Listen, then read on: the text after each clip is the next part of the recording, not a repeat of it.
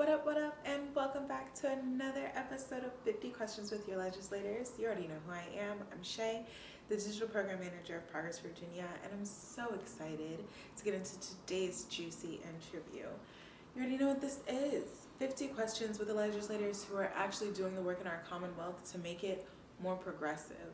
And for the 13th District, you guys are up with Senator Lashrecse Aird. Let's get into this great interview. Hey girl, hey. Oh my goodness, it's so nice to see you, Senator Aird. How are you doing? Oh, I just have to tell you that the summer months are my love month because I am totally in my element. I'm also very cold natured. And so when the sun is out, no matter what the temperature is, I am just so happy all the time. So I have no complaints. I feel that. I have a love-hate relationship with the sweat, but the heat on my skin, I'm like, I Hey, love look, this is what they have one size for. Spray it and forget it. it. Yes. How was your week going so far? I'm sure it's been busy. You know, the other side of loving to be outside and loving the warm weather and loving summer months is that you still have to work, and it makes it very difficult because I can spend hours outdoors and just really enjoying the fresh breeze, the beaming sun, but work calls. So when I have to force myself to be indoors, it's a bit of a struggle, but the week is off to a great start. I really have no complaints. I love that. We love to hear it. Are you an astrology girl? You know, I feel like I love when I'm asked this question because I'm always the one asking other people if they're into astrology, then going to look up their compatibility, going to see what their signs are and how I'm going to interact with them, because I've not yet read a zodiac profile or a compatibility overview where it's been wrong. Most of that information, it reads people pretty accurately. That combined with my own intuition is a happy marriage. So yes, I do like to dibble and dabble into astrology. I love that. It makes my heart warm as the resident astrology girl here at PB, or self-proclaimed at least. Yes. I'm excited to ask you a little bit about your chart. Can you tell us your big three? So my big three, I am a Cancer, of course, one day after Gemini ends, a Cancer rock based on my birth time. And if I remember correctly, is it a Virgo? I think maybe is the last of the three. Close. Cap Moon. You guys, Yes. because she's a senator, we can look up their birth information on the internet to get this. I don't hide anything. Nothing is private. That is very true. You lose privacy doing the work that you do, but we're very glad that we get to see you do the work that you do. Yes. Can you tell me the sign of your best friend? So I have two best friends, but one of them is a Cancer. She's a July Cancer, and then the other one is a Libra. Her birthday's October 10th, I believe. So they are my happy triangle of friendship, if you will. Cancers always stick by Cancers. It's so beautiful to see. What I will say is very unique about Cancer, what I've learned over the years to be true, is that Cancer is one of the few signs that is compatible with a majority of the other signs. And if I remember correctly, for Scorpio, we are the only other sign that Scorpio is like written to be compatible with. And so it's very interesting. I attribute it to our adaptive, caring nature. Yes, that's very nurturing for sure.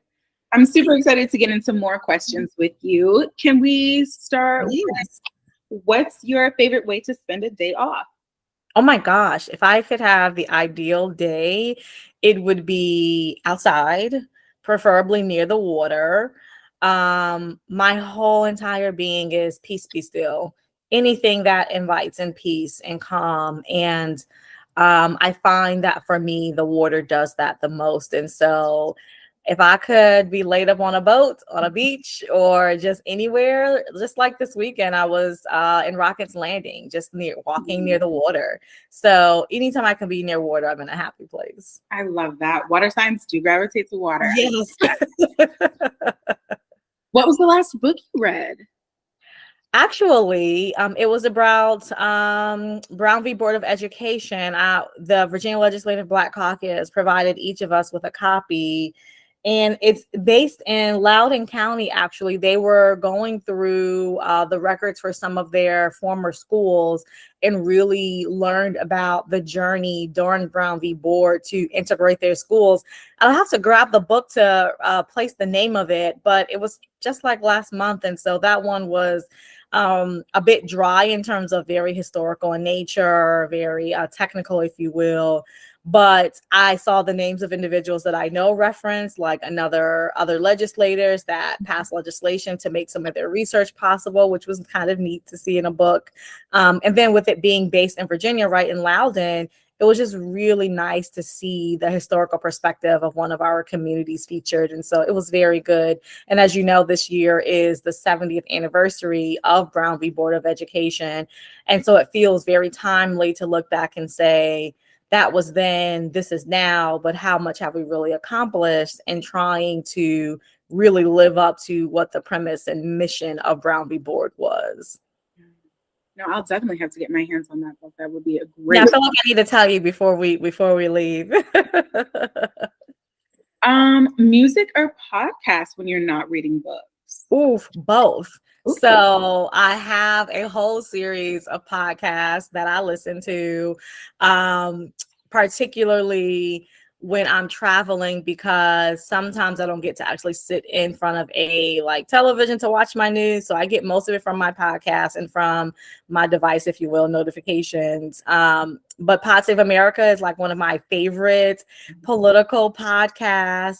Then a lot of NPR. And then I would say Breakfast Club to make sure I can stay in tune with culturally everything that's occurring. There's another great NPR, Considered This.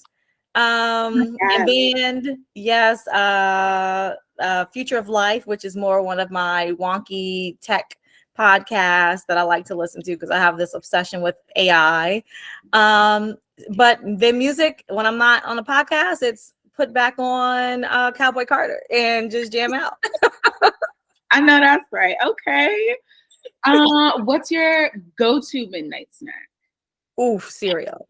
So it's so funny. I was recently in the process of packing up and purging, and I came across some old actual hard copy of photos from when I was in college, and I showed it to my children who they are 12 and 16, and they swear that when I was in college, things were still black and white, which is wild. But I showed them these photos, and behind me in my dorm room, you can literally see like 4 boxes of cereal. And so literally I have been the same person forever. And so even now, even though it's terrible for you, even though it's a lot of sugar, my go-to midnight snack is cereal. And it's very mood driven. So you have to keep a variety of different types of cereal on deck at all times. I am right there with you. I attribute my cereal obsession to Seinfeld, watching Seinfeld growing up. He had all the boxes of cereal. I am right there. You have to have multiple boxes. I need it. What's your favorite holiday? My favorite holiday. It's hard because I want to say Christmas #1. But not for gifts, but because of the way everything feels. I hate to be in the cold, but I love the idea of pure white snow. I love to see the lights in the windows and on Christmas trees. And I love the idea that everyone feels like they should be in the giving spirit and in the giving mood. And it just is one of those pinnacle holidays that is supposed to bring family together and all the feels of family. So I love, as a Cancer, clearly with all the emotions, I love the feeling of Christmas. Yeah. However, I will also say that I love the 4th of July. I could not name I have to name a summer holiday because it's prime time, all of the elements. the feel of, the fireworks, the warm weather most of the time. It's summertime. You're pretty much in a good mental space. You're outdoors when that's occurring. And it's also another one of those holidays where it could be really fun and wild. It could also be family oriented. But those are my top two. I had to name them both. I understand the appeal with 4th of July, the barbecue. Yes, it just has all that. For sure. Okay, what's one thing that can instantly make your day better? I bet I can guess something outside in nature. Yeah, probably my children, I can remember from the time that they were small that if it was a bad day, I would just go and hug them or just go and hold them.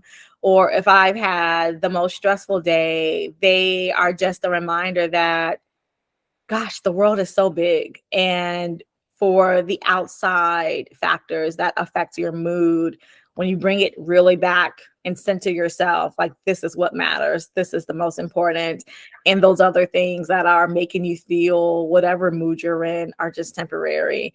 So that's what I would say. That. Aww. I'm too young for kids. I'm too young for kids. Okay. What is a song that always gets you on the dance floor? Oof, that is so hard. That's a question I should have really took some time to think through, because instantly I just have this flood of music that's like from all times. But I've actually gone. I think I want to pick a go-go song, actually. Ooh. And I'm just gonna say, this is showing my age, probably a backyard band go-go song. I mean, I don't know how you hear go-go and you don't instantly start moving, or you don't instantly start swaying, or you don't instantly just start getting into a zone and a vibe. So I'm gonna go with that number one, because I think it's easier. If I start trying to sift through I'm literally processing racks of songs in my mind, I think I'll get into trouble. So I'll go with that. That seems like a safe answer. Okay, I love it. I love it. What would be the first thing you do if you won the lottery? Oof. Well, hide my identity and conceal that I've won the lottery. I don't want anybody asking me for money. I want to be very deliberate and intentional about how I spend my change. Right. But then it would probably be an action that would allow that money to grow and to be able to allow me to invest and get a greater return, even on the immediate balance of that dollar. And so I would seek out expert advice, financial advisor, and try and be responsible. Hiding identity is first. I love it. Same game plan. What is your first thing that you do when you get home from work? Kiss my husband. Walk in the door, I kiss him, I hug my children. And then depending on what's going on in my house, I might start directing people to do things. That's like real lived life. I'm looking around, I'm immediately springing into action, but then almost always take off my shoes because it's like you're transitioning from outside to inside, and it's a different, you begin to move into comfort mode. So yeah, for sure. And also, I don't want nobody's shoes in my house. Walking all over the floors that I just seen. No. It's critical in this day and age. Yes. What is your favorite perk of being a senator? Oh my goodness. Helping people. And I know this sounds cliche, but this is me getting into all the feels again. And I won't even just say it's senator. I remember for a long time when I first jumped into elected office, and you got to remember I was in my 20s, and so it was a different world. But ultimately, people look to you, they trust you, they desire you, they support you. And I've never lost the feeling that it doesn't have to be me, but it is me at this time. And this idea that you saw fit to, invite me to your event, or you saw fit to come to me in your most vulnerable hour, that just means something to me. And I think that stems from the fact that growing up, I didn't know a senator. I didn't know a delegate. I didn't know there was an elected official that should care about my life, my experiences, my neighborhood. And so I just value anytime anyone sees fit to know me, to come to me, and not just come to me, but to trust me with whatever action is being requested. So I get high off of that. And that probably is my favorite part. And then my second favorite part is checking people, right? Because this is serious business. Oftentimes, I don't think people understand how serious this business is that we are in, because people's lives are on the line. We're talking about $1 billion budget. There's money on the line. Power has never been a small feat. We're talking about a lot of power on the line and putting the power in the hands of people. And I love taking my lived experience and checking people when they think they are doing something, but it has unintentional consequences, but they have no idea because they haven't lived this life.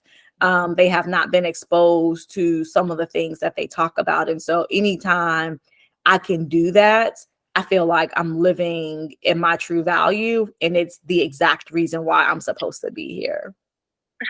I really almost want to cry in the beginning, and now I'm like, oh my goodness, now I'm Go to work. Okay, who or what inspires you in your career? Oh my goodness, my mother. My mother inspires me. People will probably hear me talk about this, so I'm blue in the face until I have no words to speak. But my mother had me when she was 16. We were, from Buffalo, moving into this strange place, and she did what you often hear people say, which is pick yourself up by the bootstraps and make something. She's not a licensed clinical therapist with her own practice, but she went from absolutely nothing, every single hardship, every single barrier, to now uplifting other people. Also, again, it's a Capricorn and in vulnerable moments. And I'm absolute certain that those early humbling experiences is what has given me the grit that I have today. She's worked 2 and 3 jobs. She has just said, you work until you get it, until you get there. And I've not yet satisfied, I think, the thirst and the hunger within me, especially for other people. That makes me feel like my work is done and I can sit back now. And so I have a hunger, but that is coupled with a grit to fight and push and get through to get there. But she's the one who put that in me. I love that. Oh my goodness, very motivating. And thank you for having the grit. Thank you for working. Thank you. I'm short and little, but only in house. I love that. What was the best career decision you have ever made so far? You got time. I'm going to lean on I've got time. I think the best is yet to come. I think I enjoy serving in elected office.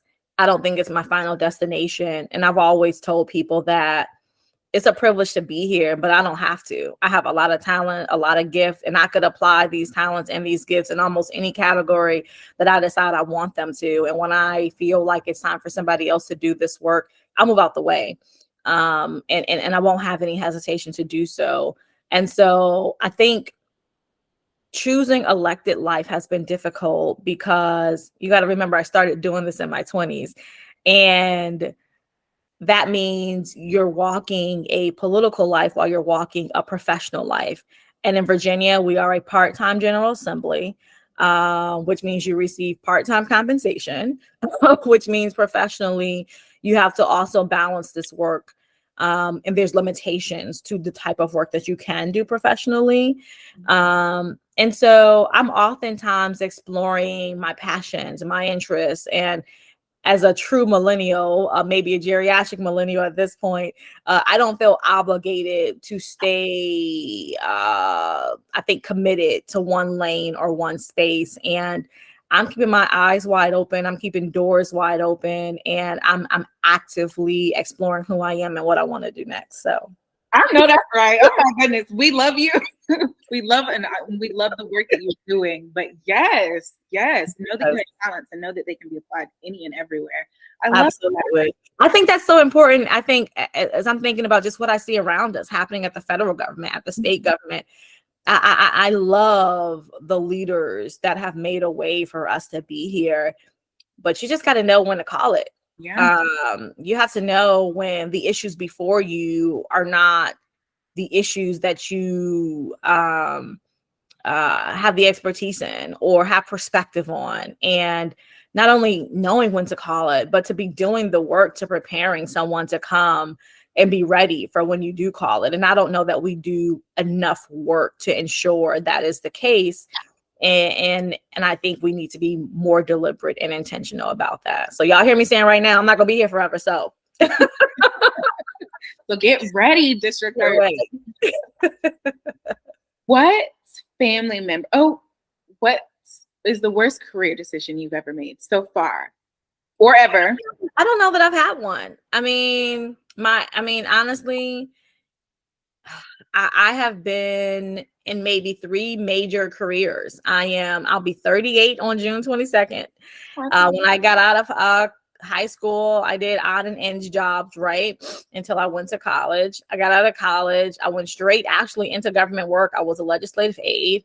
I went from a legislative aide to working in higher ed. I'm still in higher ed right now. And then I'm also still in government right now. So that has been my professional life for the most part. And they have all been rewarding in a number of ways. And so I don't know that I could actually even say. Now, some days being in elected office feels like a terrible decision because it's like, why did I decide to do this when you're getting beat up on, But I would not really truly categorize it as such.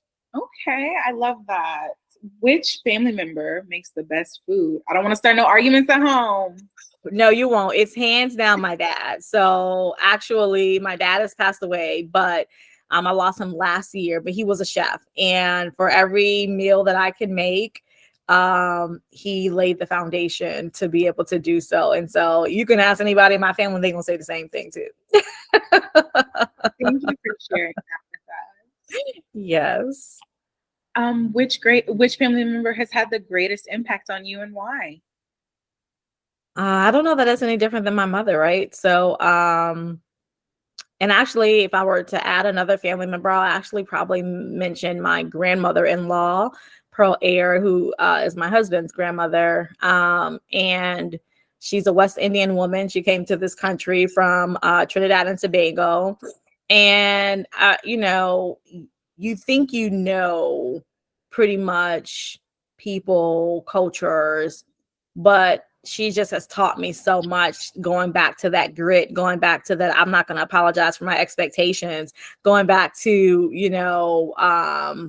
standing on your business and being very intentional about handling your finances, handling your family, planning out just your life in a way that you do no harm to self.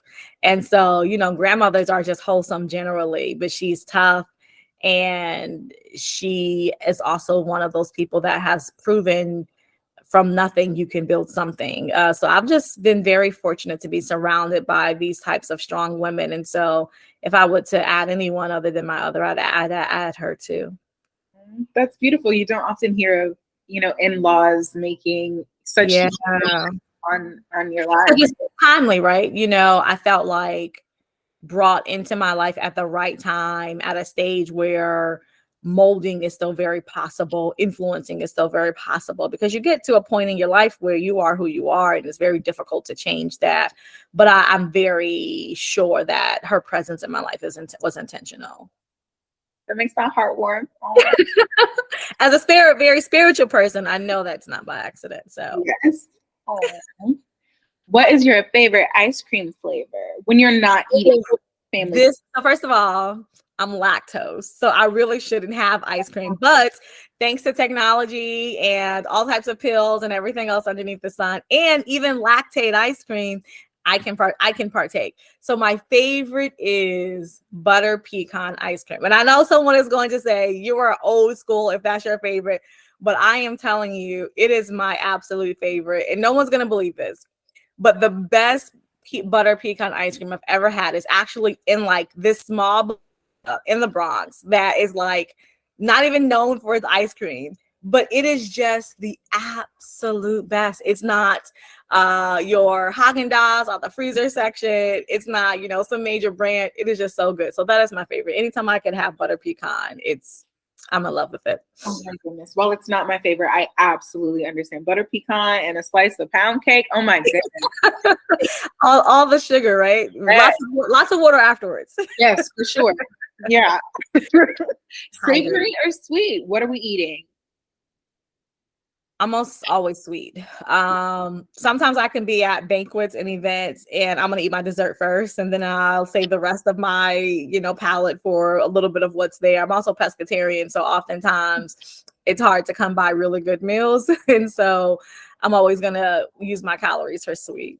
Okay. Talent or hobby that we'd be surprised. Say it again? Talent or hobby that we'd be surprised to know that you participate in. Talent. Huh. Now you just told me you had so many. Well, I'm going to go with hobby. I actually think people are oftentimes the most surprised at my love for camping and outdoors and kayaking and hiking. And so I will say that for hobby is probably what surprises people the most. And it's one of my favorite things to do. Again, just going back to loving being outdoors. And most of the time people say, you mean like actual camping, like on the ground, on the dirt camping? Because nothing else about me would give you camping vibes, but I love it so much. Okay. So I love traditional camping and I force my family to go with me just so I don't have to go alone. But yes. Have you tried glamping? I love camping. Like glamping with a G. What did you ask? Have you tried glamping? No. She's like, no, camping is where I am. So I mean, I know it's an option, but I feel like if you're gonna do it, we don't do anything halfway. You have to do it the real way. Okay. It's so funny. I was on Instagram, I guess it was yesterday, and I scrolled past a statement from someone that says, when I said I like mountains, not to hike them, but to have them in my background from my hotel room. And so I just chuckled so much because a lot of people, that is what they mean. What does happiness mean to you? Oh gosh, happiness means it's natural. It flows. It is the joy from within, both that you feel, but both that you offer to others. It comes in many shapes and many forms, and it looks to every person, but I think it is a feeling that warms you in an indescribable way, or that you offer to someone that does the same. You're getting me in my feels this morning. Hey, look, you're talking to a Cancer. And I am feeling it. Oh my goodness. You're going to be like, we're best friends by the end of this. I would like to know, on our journey to becoming best friends, what is the best piece of advice that you've ever received? And I'm writing this down, so. I actually think that I would say trust you. As I look back in time, and I have now been able to affirm this from a spiritual perspective, so much so that I feel confident giving it. But and I'm gonna give you a practical example in a minute, but if you examine your heart, like truly spending time with you, feeling you, and being brutally honest with you, you know what you feel, you know what you think, and no one can influence that. If you use that as your guide to your decision making, and it is in great alignment, you will go further, faster. The doubt that we feel when we question that feeling, our natural insecurities, when we allow those to overtake what we know is in our guts and what we know is true to our core, that is when we make poor decisions, we have bad experiences, we make mistakes. And I can say without, any uncertainty, the heart that I had when I graduated high school, the heart that I had when I graduated college, the heart that I have now is the same heart. And I didn't know it then.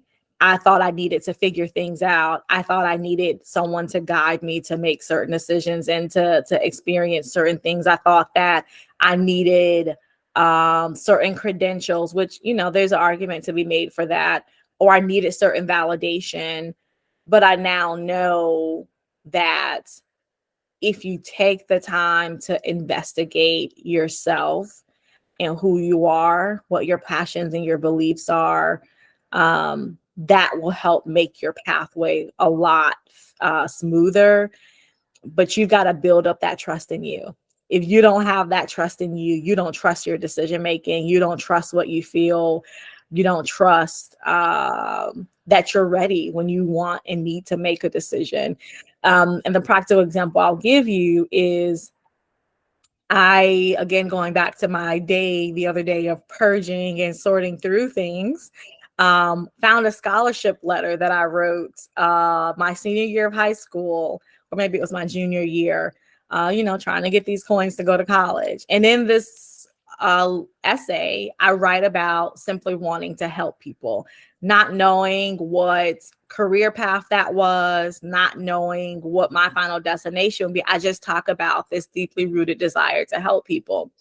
And if I had taken that alone and used it as I was moving forward, I would not have had to take so many various routes to end up right where I was always intended to be.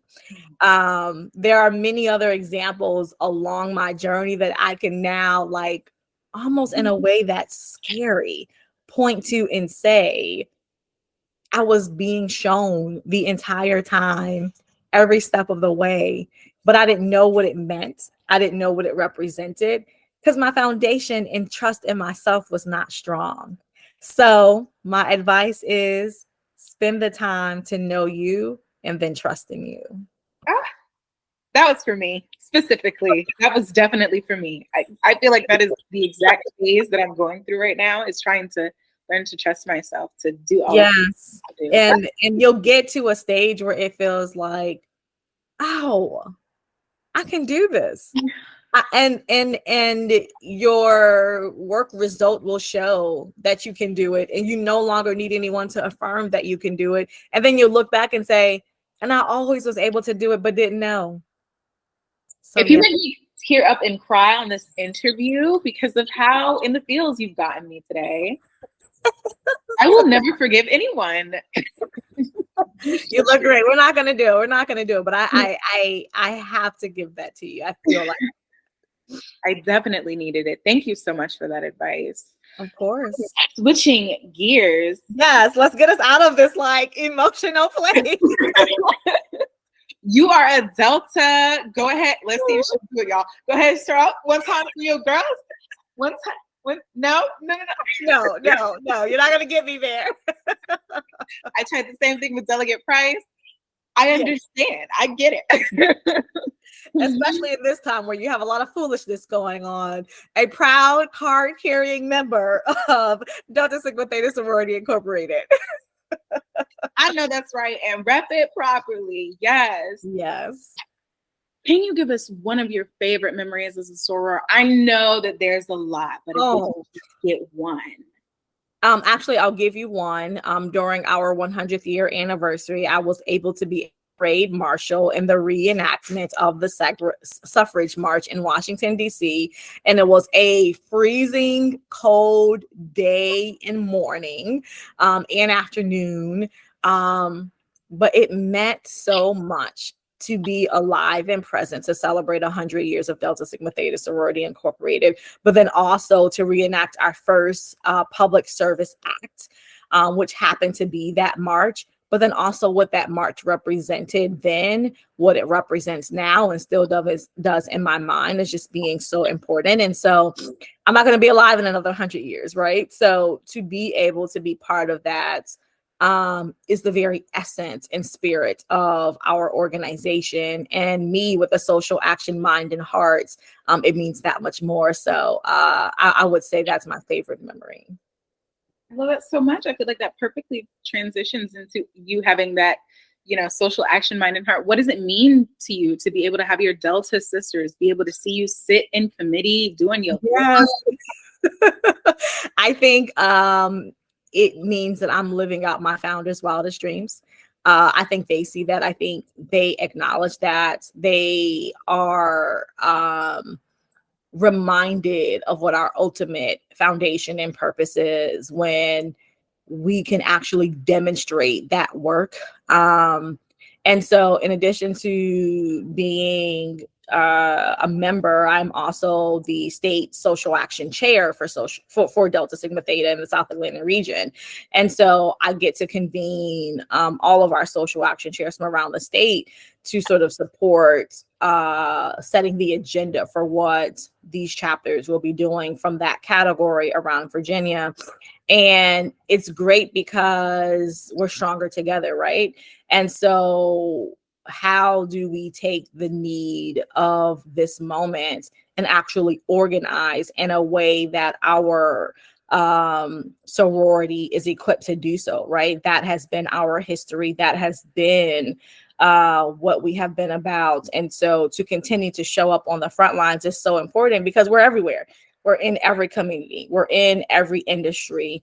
And we obviously are equipped to touch families and individuals, particularly in the Black community, that other entities may not be able to do so, and particularly Black women, who, as we know, are the largest voting bloc in mostly all instances. And how do we make sure that they're educated on the issues, but then also that we hold leaders accountable when they're not responsive to our needs. I know, that's right. Definitely. Yeah. I want to get into some of the awards that you've received. You were named Woman of the You were named Woman of the Year in 2021 by USA Today. Amazing. Giving applause to everyone. Thank you so much. Can you talk to us more about that award, how it came about, and you could choose a 2024 Woman of the Year. Who would you choose? Oof. After you talk about yourself, let's get into the meat and potatoes of it. It's hard. I think this is like the record for talking about myself, right? It's not my nature to do so, but the award was a great honor, especially because there was a great cohort of women that I got to join and stand beside, of having, been named as such before. But, to me, it was timely because we were just coming off of electing our first Black woman vice president. But what I also know is that the efforts for women to continue to rise into positions of leadership are still very much real and require a collective effort. So sometimes you do this work, and I am guilty of this. You check a box, it's accomplished, and then you move on to the next task. That's very much who I am. I am trying to be better about intentionally reflecting. I used to be someone who would journal and write my thoughts. And as an adult, I've sort of moved away from that, and really acknowledging the impact that work has can be beneficial for planning purposes, but also just pure acknowledgement of, your work not being in vain. So that award felt very much like, okay, someone sees the work and it speaks for itself. I didn't need to go wave a banner, which is how I prefer it to be. If I'm to name another woman, I would say probably this would cause some debate, but I probably would name Kamala. Woman of the Year. And I would do so because it has not been easy for her. There is a lot of controversy around her time prior to being a U.S. Senator, prior to being the Vice President, and her record, and just various things out there. And because of that, she was quickly branded and treated in a particular way. But what people forget is there is no guidebook to how to do this, particularly as a Black or brown woman. There is no, she's walking a path that's not ever been paved.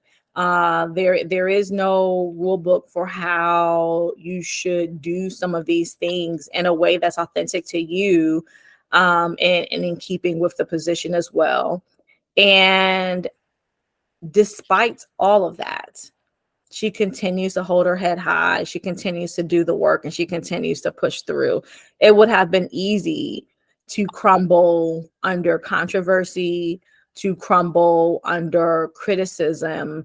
And we don't know how she, manages this in her private life, but she is still going places that no other person has gone, no other woman, no other brown or Black woman. And for that is to be commended. And I have to believe that in her heart, she has the intentions to lift up. And in this moment where reproductive rights are under threat, we are seeing global conflicts that are bringing harm to women and children. The presence is necessary. And I want people to remember that this is the path now for someone else to also be able to come. And without that, the road would continue to be that much more difficult. And so I'd give it to her if I could select someone.